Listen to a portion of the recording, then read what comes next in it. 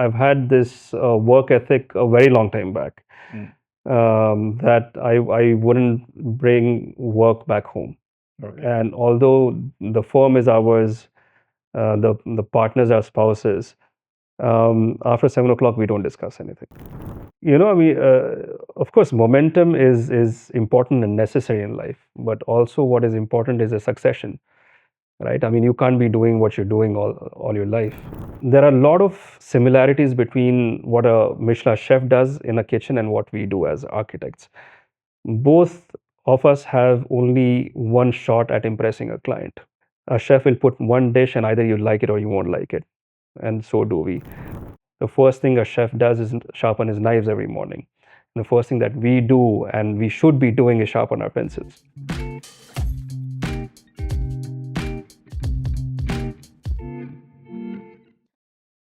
Hello, everyone. Welcome to another episode of Embrace Excellence. This is Nihar Yerubandi here. I'm one of the National Directors of Corporate Connections in India. And on today's talk show, we have the pleasure to talk to someone who's pioneering in the field of design, and architecture, if I may say, and a first-gen entrepreneur who's seen all the struggles, built everything from the scratch, and founded this company named F+S Designs, won various accolades, built the brand in its own style, and now they're doing some exemplary work in the field of architecture. And while we go in during the course of the conversation, we'll realize how their brand is expanding into different verticals to make design more meaningful, more thoughtful, and more effective. And sustainable is the key. That's something I've heard. So today we have the founder of F+S Designs, Faisal Vohra, with us. Faisal, welcome. Thank you so much, Neha. How are you doing, buddy, today? Fantastic, fantastic. How's the year been for you? It has been very exciting, yes. A lot of new developments, a lot of new areas opened up, a lot of different brands that have come in, and yeah, looking forward to a great journey to the end of the year. Amazing. Yeah. So you are someone who doesn't hail from Hyderabad. Correct me if I'm wrong. Yes, so I have I've been around to You've say been the around, least. but you are from Bangalore. So by heritage, I'm Gujarati. My parents are Gujarati. Although I've never really lived or grown up in Gujarat myself. I was born and raised in the Middle East, and then in the late 90s we moved to Bangalore. So I spent my formative years over there, and then I've been in Hyderabad for a little more than a decade now. So yeah, you could say that I'm a Bangalore transitioning into Hyderabadi. Absolutely, Yeah. absolutely. And so you're someone who's seen the world, been in different places. The reason I'm asking this also is because for most of the times when I've had these chats with people, I will never say the word interview. That's not the thing. We are having a chat here, right? Sure. I've spoken to people who are hardcore Hyderabadis, or if we're talking to someone from Vizag, hardcore Vizag people, because mostly businesses are built in the place you belong to because that gives you a lot of leverage. Sure. But yeah, a lot of correlation because I also don't belong to this place. It's been a decade I'm here. Okay. How does it feel to come into a new place, which is not your base, but look at the opportunity there and build something of your own? What does it take and how does it feel for an entrepreneur like you? Well, us being in Hyderabad is a couple of factors all brought in together. It's rarely just a single Mm. decision, right? So I came into Hyderabad because I had opportunity over here Okay. when I was working, and I did that for 3 years, and then I resigned, from that position. And while I was on a break back in Bangalore, I realized that Hyderabad had grown onto me. Mm. And this was a city that I really wanted to base myself in if I was, to live in India. Oh, wow. And Hyderabad was the only thing in my mind. So I came back here, and while we founded F+S Designs, while we were in Bangalore, the actual practice started from Hyderabad. And it was a mixed bag of reasons. One obviously being the fact that the city is one that I really loved. I grew up to love it. I really like the people over here. I love the pace of life, the atmosphere, and on the entrepreneurship side, this was pre Telangana. True. So I saw a lot of opportunity coming up when the bifurcation happened, and I think those cards came out true. And we have grown slowly, steadily. Obviously, this is not a place that we grew up in. We don't have a social circle. We didn't school here, so we don't have those relationships here. And as obviously it's very, very difficult, True. trying to make a living in a foreign city, let alone a design business and a service business, which Yes. completely relies on trust, right? But yes, I mean, the journey's been quite eventful. We've had tremendous love from the city, from the people over here. And retrospectively, when we look back, um, the projects that we bagged through the journey of F+S so far were typically the ones that we got because the potential client loved our previous work. Got it. So I think to that aspect, our reputation kind of preceded us at the door. And we didn't have to do the social obligation projects, Got it. right? So yes, I mean it's been a slow journey, but it's been a very eventful journey. Nice, nice. So, was architecture always the calling, or it's something you stumbled upon by chance, or was it always the calling for you in life? I think the calling was somewhat creative, Okay. um, not specifically architecture. So I was always on the hunt to do something that was a lot more creative, based as a foundation. And I have also worked with advertising. I worked with a whole different sector of people as well through the journey of finding your vocation in life. And I'm really grateful for that, because this isn't something that many a times we see in the industry, that students have taken up architecture due to various peer pressures or parental advices, or so their peers and stuff, and then they find themselves at odds because they're not really creatively endowed, or they can't really take the stress or the pressures of the industry. I grew into this industry out of the sheer love for design and architecture, and it happened fairly organically. So I've done multitudes of different things in life, which have kind of led me here, and all of them have been tremendously fulfilling while I was doing them, which are in essence accumulation which I require right now in terms of entrepreneurship, management, sites, clients, everything. So this is the holy grail. So it's something like what Steve Jobs said at one of the university speeches, where he said all dots connect backwards, right? Yes, They don't connect forward. yes, absolutely. So given enough time, you will be able to connect all the dots in your life, Yeah, and you will know the exact result of why you're standing where you're standing as of today. I know. That's where the magic happens. True. And I also read that because you're saying this, I wanted to correlate the point that you're someone who believes in destiny. Absolutely, And absolutely, very strongly. and how has destiny worked in your life? How has it shaped? Tremendously well. I mean, you see, the thing is, you have to believe in something, right? That's always the source of your strength, and that's your center of gravity, right? Mm. You basically gravitate towards that thing. And I have always maintained that there are no coincidences in life. Every single thing happens for a reason, and as I said, given enough time, you will see the reason work out for you. You may not see it myopically in the moment, obviously. Looking back, I think I have connected enough dots to understand why certain things happened the way they did. And in that moment, I'm pretty sure I was very heartbroken, but it's led me where I am, and I couldn't be more thankful for it. That's great to Because hear. all struggles lead you somewhere successful, right? Yes, yes, I think the lessons that you get from the struggles are much more beautiful than anything else, right? Failures teach you a lot more than successes do, True, true, absolutely true. and they So, keep you humble, yeah, and they keep you working. true.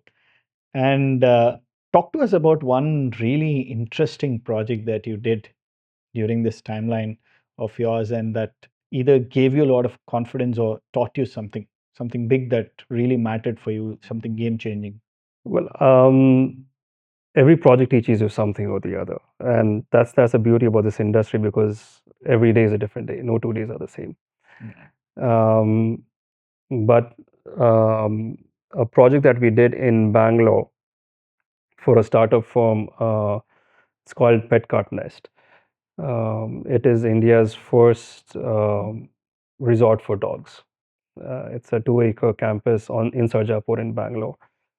When they came to us, we had no precedence in designing something like this, and there was no precedence nationally anywhere for having designed these kind of estates Mm. or these kind of services. So a lot that we had to do was based on a lot of research that we did. We spoke to a lot of vets. We researched in terms of animal behavior, canine behavior specifically, in terms of colors, materials, and so on and so forth. That entire project is, built on sustainability. It's, thermoclimatically responsive buildings. The entire reception block is made out of bamboo that we sourced. So there was tremendous amount of research, not only from the behavioral aspects of canines who were actually our real clients in essence, True. right? But also in terms of the structure and how we wanted to build it, because this was a place which was in the middle of a mango orchard in Mm. Sarjapur. So the context was incredible. I mean, very, very lush. There were no buildings around back in the day. I'm pretty sure must be well developed now.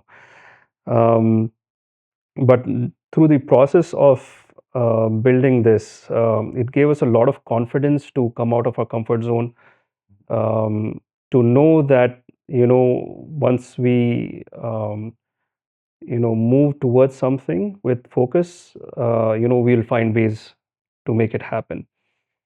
And one of the most challenging aspects of this project was the topography of the land. It was very uneven. It had huge crests and troughs at different places. And a lot of the structures and the architecture that was built around was on sketches and stuff that we did on site. And we are very proud to say that, we haven't cut a single tree. We actually weaved all the buildings around the current existing trees over there. We have planted, I think, over 1,000 trees over there. So we did microforesting. We recharged, a dried up water body, and now there are migratory birds coming and, using it as a, That's as a wonderful. station while they're moving. So Sustainability is the key. we That's we what you say. yes, absolutely. So we are very proud of that fact, wherein we were able to make very constructive value add to the surroundings through that project. Yeah. It's very interesting to hear. I mean, the kind of work that you had to put in, the thought process, and then the impact, because leaving with an impact is what's really important and Yes. interesting at all point of times. And just had one question that I wanted to ask you. F+S, what does it stand for? Faisal plus Shamila. Shamila is my partner, my wife. Okay, Yeah. great. And did this partnership in business happen after you guys got together, or how did this partnership come to Yes. existence? So after, much after we from the time that we know each other, and then we got married, and we were both doing our own individual things creatively. And then I think this kind of sort of happened on its own. We tried doing a very small project in Bangalore. It worked out really well for us, and we kind of knew that, we had certain synergies in place. But it's very difficult working with your I was spouse. just about to ask that. How is it? How is the experience? Ah, it's a mixed bag of experiences. Do you have like no discussions at the dinner table or no office calls at this point? Does something like that happen or? So that I am very disciplined about. Okay. So I've had this work ethic a very long time back, Mm. that I wouldn't bring work back home. Okay. And although the firm is ours, the partners are spouses. After 7 o'clock, we don't discuss anything. We definitely don't discuss anything much at home. Not at all. Usually, no. That's Usually. wonderful. That's a great discipline because the business asks you for things to be discussed, right? But you have to Yes. maintain that discipline. And there are times that Shamila is itching for a conversation, but if it is something that's on fire, it's urgent, I might have a very brief discussion on it, Hmm. and I would leave it over there. I personally am not comfortable doing it because my time at home is with my family, with my sons. Mhm. My phones are programmed to go on D&D at 7 o'clock every day. 7 o'clock every day. Yeah, I don't get calls after that. I don't entertain. I don't even call my staff after 7:30. I don't call them over the weekends. Hmm. So there is, there's this very hard lines that we draw. That's wonderful. There's someone who has a very clear thought process. Yes, and our clients respect it. We are sure to mention this as part of our contracts with our clients, Hmm. and all our clients respect the fact that we will not respond over the weekends. That's nice. So two things I see while I'm discussing with you. One, there is high level of clarity of thought, and you're a great orator. And I've seen this, different times. The way you use I mean, the vocabulary, everything. Is there something in the past? Are you someone who reads books, or what I'm a happens? voracious reader. Yes. Yeah, I just felt you're a reader while I'm talking to you. Yes, yes. I've been reading since many years. It's very personal to me, Hmm. and I continue reading. I'm a very big advocate of people reading, and I ensure that my staff also reads. If they don't read currently, I at least give them easy books to kind of ease them into the You tell me you put it on their KPIs. habit. No, right. But one book that left a lasting impression on you, every book would do, I know that. But one book right now, while we're conversing, that really comes to your mind? I think one of the books that I started off very early with, Rich Dad Poor Dad. Hmm. It's a very famous book. Yeah. I was a kid when I read that, and I don't think I grasped the entirety of the book. But what I did grasp has stood by me till today in terms of fiscal discipline, and how to manage your money, and why poor people will always be poor. Mhm. And it all gets down to your fiscal habits. Yeah. Yeah. That's really interesting. So that's a book, right? That a lot of them talk about, Mm. and it has left a lasting impression. Um, well, on this note, something that I think I would really like to pick from your brains is what's it being a first gen entrepreneur? What does it really take to be a first gen entrepreneur? That too in a space which is about creativity, which can be looked at different perspective, different lens, right? It's not like other businesses. It's not like manufacturing. I would say I'm not saying manufacturing is easy, but manufacturing has set ways to go about things. But creativity is completely different. And coming in as a first gen entrepreneur, trying to build the thing, what does it take? Madness. Madness. That's an There's interesting there's thing. there's I've heard no someone say patience. You're saying there's no madness. other word for entrepreneurship. It's just insanity. Yeah. Nobody in their right mind would be doing this unless they have something very seriously wrong up there. Uh, Nobody likes to have panic attacks and anxiety attacks as a way of living, True. True. right? I mean, it's not a normal way of living. And why do we do what we do? That's exact. So that's it's a different breed that makes people entrepreneurs. There's really no reasoning behind it. I mean, it takes how are you going to explain courage? How are you going to explain any of the things that entrepreneurs, especially first gen entrepreneurs, do when they leave their homes, their jobs, and are willing to sell the shirt off their backs. There's no word for it. And I mean, it's been nerve wracking. It's been exciting. It's been a host of emotions at different points of time. But then they're cyclical, right? So Yeah. you might be feeling happy and victorious, and then again you'll go into again the cyclical anxiety and panic attacks again. So, it's a whole thing. It's a whole journey of an entrepreneur that just keeps continuing. True. So I guess entrepreneurs thrive on that. They thrive on chaos. Thrive in proving themselves, and sometimes when things are not going their way. Sorry? Thrive in proving themselves, not to the world, to themselves when things don't go their way. Because most of the times things are not going your way, right? Yes. Yes. And how do you get out of that and how do you build what you do is what really matters. So, Absolutely. being that first gen entrepreneur, what I've understood is F plus has just not stopped at design, right? As a group, you're venturing into a couple of more things and more things. Would you like to just throw some light on what the group is doing as a whole right now? So we are a group of 3 companies now. F+S Designs is close to a decade old. It is our core design consulting firm.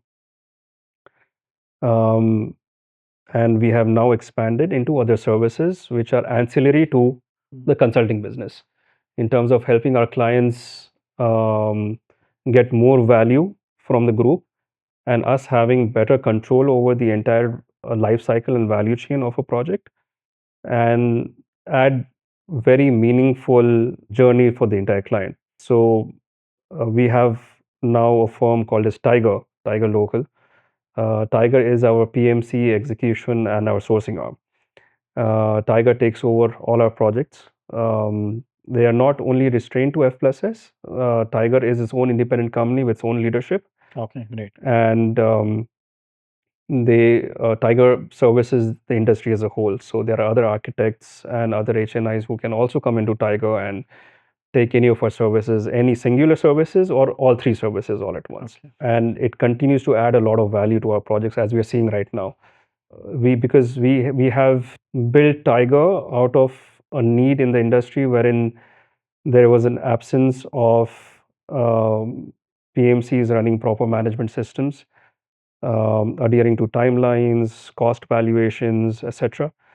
So we have looked into all of these pains that we have gone through as F+S, hiring third-party PMCs, and we have learned from our own experiences, and we have brought those experiences back into the firm, and we've created management systems from the ground up, so that as an architect firm and our clients and other architects and clients do not go through the same thing. So that's Tiger. And then we have Earth Estates, ARDH, Earth Estates, which is our bespoke development arm, wherein we are looking at developing very niche properties across India and possibly outside India as well in the coming times, which will be based on a very high value of design and sustainability and livability. It's interesting. So these are 3 different verticals coming under the same brand, which can possibly at any point of time, one client can have their entire life cycle be done by this group, right? If I'm not mistaken. Yes. Serviced by this group. And they're all complementary companies to each other. Okay. So Earth Estates on its own, if it wants to develop a project, the leadership at Earth wants to develop a project, they can always take the design services from F+S. Okay. When F+S is designing, it can take services from Tiger, and vice versa, and any combination that you might think of. That's interesting. And you did mention that there is a chance for you to look at this from an international landscape, right? Yes. You just touched upon that. Yeah, we are very keen on developing in Africa and the Middle East at this point of time. Why Africa and Middle East now? Why is that on your cards? Africa, I think, has a tremendous opportunity for the new world at this point of time. I think Africa will have industries and opportunities coming up like there are no other at this point of time. And we are seeing it already through pockets in Africa. Middle East, as always, stays as a very exciting vantage point for us, also because geographically we are very close. Services can be tendered very easily. I was raised over there, so I understand the culture and the geography on a very personal basis myself as well. So there's a lot of ease for all of those things. Okay. And do you see that international exposure coming to all the 3 brands, or any one specific brand that you're specifically looking at? Ideally, of course, we would love to see all 3 brands have their own journeys out to all of these places. But since Tiger and Earth are very scalable businesses, the obvious understanding is that these businesses will grow much faster, and we would love for Earth to bring its development prowess to the Middle East and to Africa, and then Tiger to again support the same geographies with regards to their PMC and execution and sourcing services. Brilliant. That's great. And what's the vision like for Faisal? Because um, I know there are independent companies which have come into existence. There can be a lot more that can come out because there is a visionary brain that's constantly working on thinking about something. So, what's your vision in the future? It could be for yourself, it could be for the organization. Where do you see things going? At some point, I see myself farming. Farming. Yes, it may come as a surprise, but I actually learned hydroponics for 2 years. I was very, very keen. So if nothing would have worked out, I probably would have been a farmer. And it's something that I actually look forward to. At some point of time, retiring into an estate and growing my own produce and having livestock. I love this because I've been talking to people when I say, what's your vision? What's for the future? There are big, big, big plans coming up. There is a big roadmap coming up. And then there comes a man who says that I'm going to go do farming. And that's really interesting, right? Yes, I mean, of course, momentum is important and necessary in life, but also what is important is a succession, right? I mean, you can't be doing what you're doing all your life. At some point of time, you have to have the managerial systems and a second and a third level that will take over those businesses. And then you have to possibly, look at a life which is more of reflection and in adding value. The Zoho CEO, right? From where he operated. He operates from a tiny village out of Tamil Nadu. A multi-billion-dollar empire, and he rides a cycle. I mean, that to me is a real essence and the real value of life. Not the fast cars, not the big mansions. Even though I'm the one who's designing those big mansions, but honestly, they don't hold much value. Okay. So, because you're saying this, I just want to go back to this thing where you say you shut down after a specific point of time. What is a weekend like for Faisal? What does he do when time's off, away from work? So I've recently picked up chess, Hmm. which I've started enjoying. So I've me and my son are learning it, and we kind of play it together. Or it's usually our Legos. I love building Legos and stuff. So I have a whole Lego Technic range that I build. You came to my studio as well. You must have seen quite a few Batmobiles and stuff over there that we have built. So I think that holds a lot of joy for me when I'm alone, because the Technic Lego is a fairly complex Lego, and just taking the time out to do all of those things, is a lot of fun for me. It's very therapeutic for me, and of course, reading as well. Yeah. So all this at the end of the day helps you rejuvenate and come back very, very focused when you do your work, when you're at your workspace. Yes, I mean there are days wherein you really want to burn everything down, but of course, yeah, in the large part of in the large scheme of things, of course, these things are very important. And let me give you something interesting. So when we were developing a studio, right? We have usually taken, and till today, in fact, not only while developing it, but also today, I personally take a lot of inspiration from chefs. So I actually see a lot more chefing videos than I have seen architectural videos. Any reason? So the Michelin chef, the chefs that have reached the Michelin level, like you take Marco Pierre White, Gordon Ramsay, and who have you, there are a lot of similarities between what a Michelin chef does in a kitchen and what we do as architects. Both of us have only one shot at impressing a client. A chef will put one dish and either you like it or you won't like it, and so do we. There is a tremendous amount of creativity and effort that goes in producing a Michelin star dish. That's the same thing for us. There's a tremendous amount of discipline that a kitchen requires, and a tremendous amount of respect and a hierarchy that it requires. Something very similar with our studio stuff.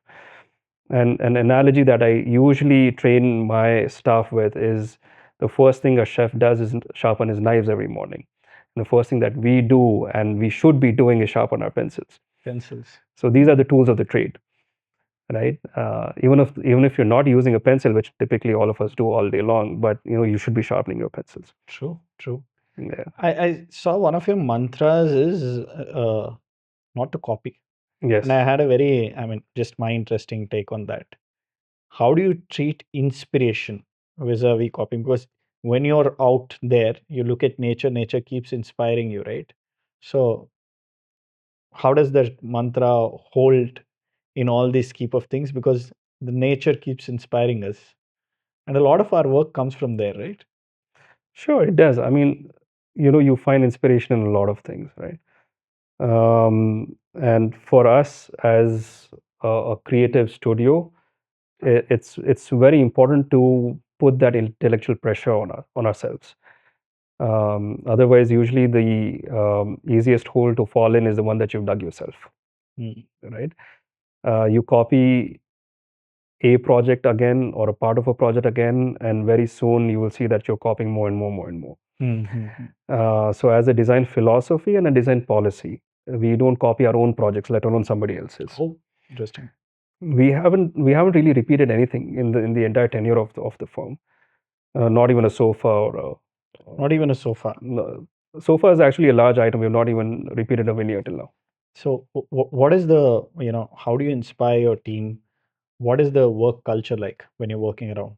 So typically, the work culture that we promote at F+S is one of non-compliance, in the sense that we don't want our teams to agree with us, even though we are principals of the firm. The concept of groupthink, right? So if everybody agrees to everything, nobody's thinking, right? And that's typically the basis for a good design for a good creative firm. It's you need that resistance. You need to have a culture where people articulate their thoughts and people articulate their dissent against anybody, including ourselves.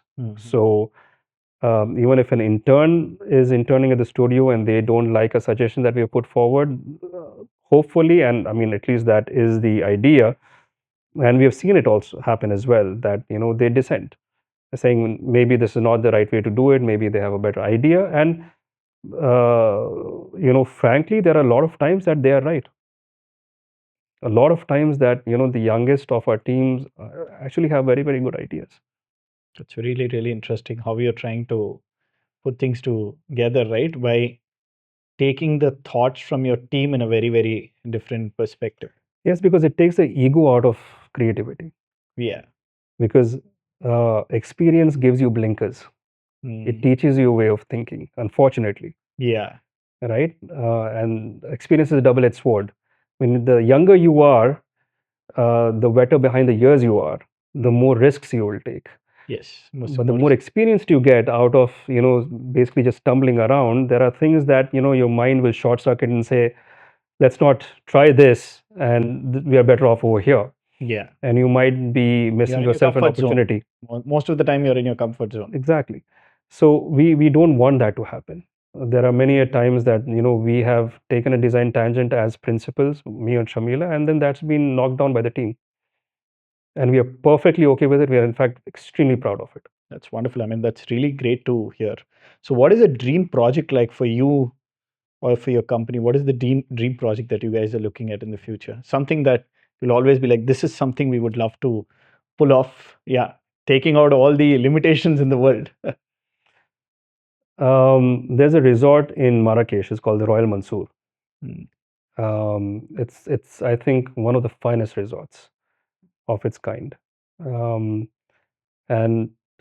I've always looked at it with a lot of envy and a lot of pride and a lot of academic enthusiasm in terms of the way it's been designed. And I think hopefully there would probably be a day soon wherein we are called on to design a beautiful resort. That's something that we really look forward to doing. So when we talk about architecture, right? it's got various tones, various notes, various styles associated with it. What is your style? What is your impression? And how do you look at it from your lens? Because one, you don't copy your own designs, you're trying to come up with something new. And I heard something as well that you choose a project, not a client. Yes. Did I get it right? Yes. Yeah, I just read it well then. Yeah. I didn't mix it up for a minute. I thought I'll mix it If you up. mix it up, it'll be trouble. Yeah, that's the thing. So, talk to me about the architecture styles, right, that go in from your end. So, as a studio, our design language is European minimalist. Okay. We love to work with materials and let the materials weave the narrative of a space. Um, and let that be the core and the hero of the project. Typically, we don't believe in gauche, you know, elements. We don't believe in bling. We don't design that way. We don't over design, let's say. Okay. In terms of the architectural styles that we are exploring, it's we are working a lot with organic forms at this point of time. Um, we I guess this is because of our background or our growing up days in Bangalore. We love landscaping a lot. Okay. So all our projects, regardless, have a lot of greens in them. And especially architectural projects are designed from the green aspect, from the landscaping. So we actually look at the landscaping ratios and then we start building the entire project around it. We have villas wherein we have gardens in bathrooms now. So you actually enter the bathroom and then you have actually gone inside the bathroom and then come out, and your shower is in a garden, which is Strong impact of Bangalore, I should say. yeah. So we are doing really fun stuff. We have koi ponds in inside houses and courtyards inside houses where we're growing trees on multiple floors. Um, and it harks back to our belief that a garden shouldn't be an isolated element of your house, wherein you actually have to leave a built environment and then go out to enjoy the garden. So we have actually expanded the footprint of the house and then brought the gardens in. So the gardens and the landscapes become, a daily routine of your livability of the house. So you're passing through gardens while you move around in the house. You're passing through ponds. You're passing over fishes and bridges and stuff like that. So it's fundamentally a very different way of living that we are trying to explore. And with other states as well, we are exploring at very fluidic architectural styles with it, with a tremendous onus on landscaping in and outside the houses and stuff. Great. So while you were telling this, because you were talking about making landscaping, the gardens a part of the architecture, right? Instead of being isolated things, something that really came into my mind was how architecture was in the yesteryears or ancestral times where sunlight used to be a part of the architecture, sunlight seeping into thing. The airflow management was also done in that way. And I've heard about or seen some architects using that to the advantage, bringing the old styles back into existence right now. Yes. Because you are closer to sustainability, all your projects, is that something you implement in your projects as well? Absolutely. We have we model all of these things for our projects. Um, and we model ventilations. We model something called as a stacking effect, wherein the hot air rises up in a building and then it ventilates itself out automatically. We understand the sun paths and which areas of the house it we hitting, and which typically, because we are in India, the south end heats up a lot more, so we have a different amount of treatment for those ends of the house. Typically we buffer it a lot more so that the heat index doesn't rise up too much inside the house. So there are all of these interventions that happen in the process of designing a build structure. That's great. And a lot of scientific architecture was very, very strongly prevalent during our ancestral times. The reason I'm going back to that is in a lot of things, we are going back to our ancestors, right? What they've done. How much of your research goes into that? Because people are seeing, because at that point of time, we didn't have a lot of technology intervention. Scientifically, they were very well advanced in architecture. And still, some of the things remain a mystery. A lot of holy places or religious places, if you see here, there are where pillars are up in the air. There is something that's built out of one single rock. Do these things amaze you? Do these things inspire you while you do your projects? Is that something you constantly keep visiting to get a lot of inspiration? Well, absolutely. The heritage that we have architecturally in India across cultures is a tremendous wealth that we have today. Something that unfortunately successive governments have not really, protected, unfortunately, as much as they should have. Um, and there are a lot of things that we see today, as you rightly pointed out, that cannot be explained with very logical reasoning in terms of why they were designed or how they were designed. And I think that probably is the magic of architecture, right? The unexplained parts of architecture. But in terms of the ventilation and the heat sciences of a building, I think we have fairly advanced to a level wherein we have studies and we have softwares that model these things for us now, and which make it fairly forthcoming. And typically, any architect would look at this on a more fundamental basis, any which ways. Got it. And how much role does technology play? I know technology at the back end of designing is the core for architecture, but has technology played a pivotal role in changing the way architecture is looked at over the last few years? Any interesting developments that have taken place?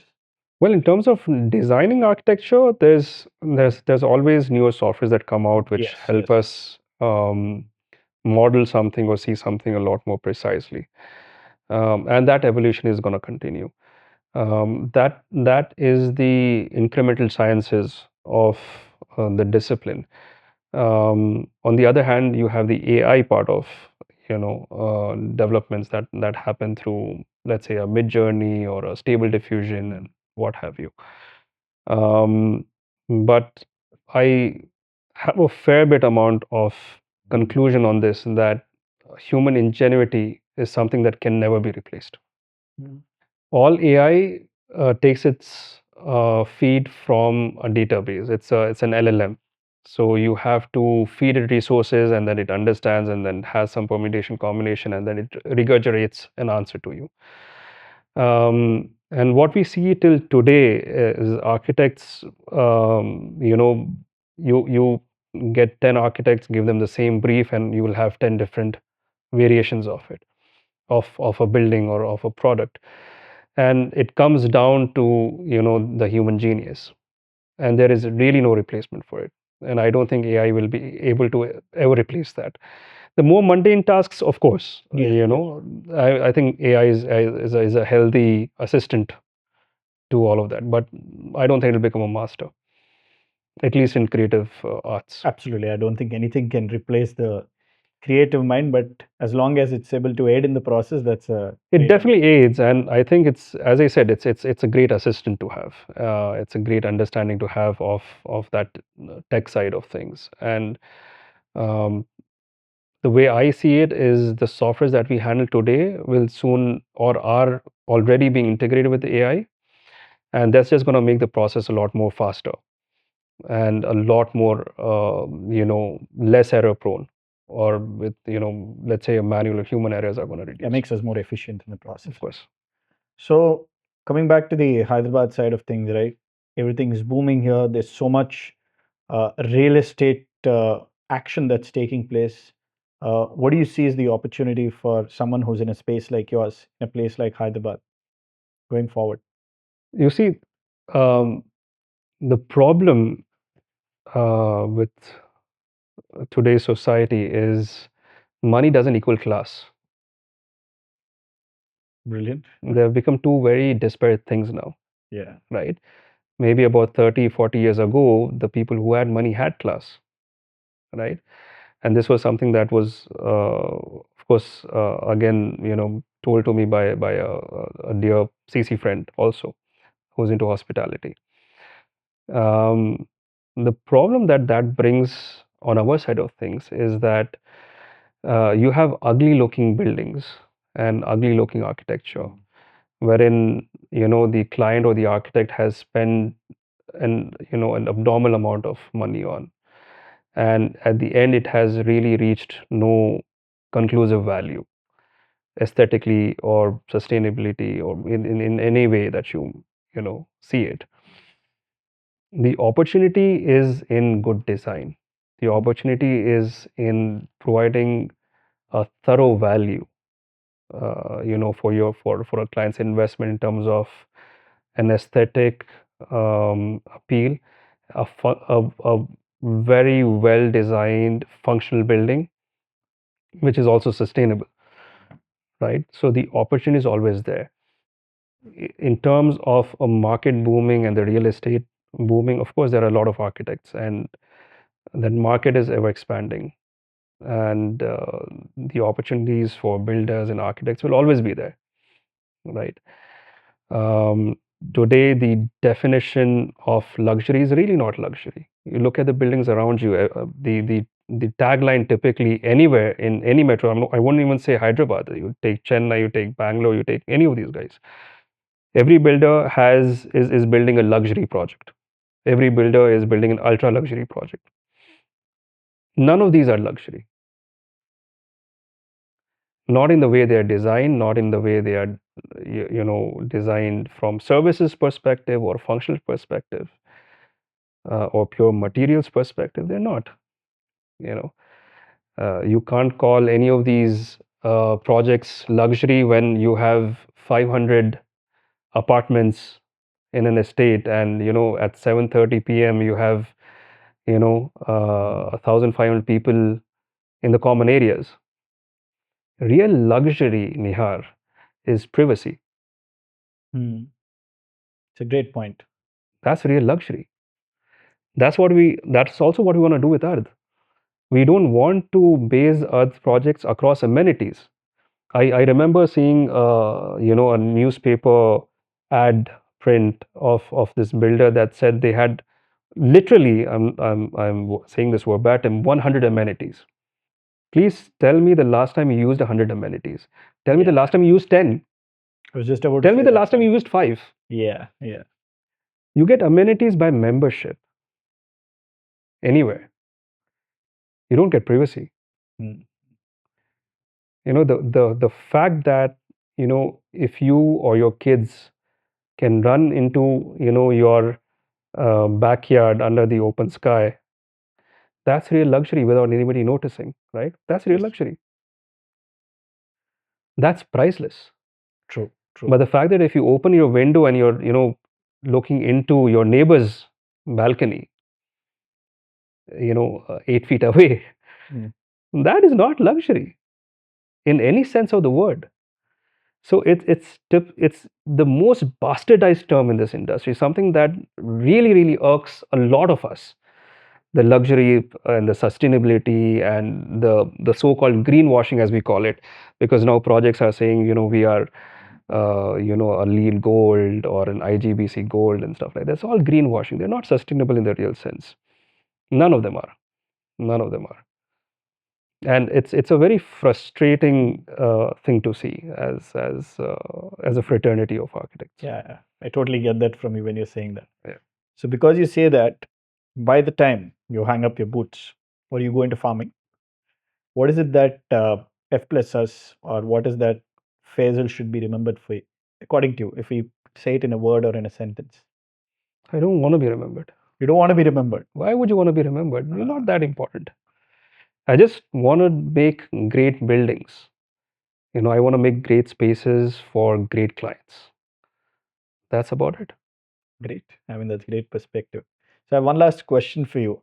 Um, there will be people who'll be watching this video. There'll be really some aspiring architects or people who are doing some great design and would love to go on a global scale at a later point of time. What would be your message for people who are pursuing this specific field into architecture and trying to make it really big or make an impact in their own way. Don't say you shouldn't make an impact. I know you could say that, but yeah. No, they should most definitely make an impact, but they should start small. Mm. Nobody gets big by being big. Get your fundamentals in order, get your value system straight. Understand what you like to do and what you don't, and experience will do that for you. Given enough time, you will know what you like to do and what you're good at any which ways. But more than anything else, this is an industry that requires tremendous amount of perseverance, tremendous amount of patience.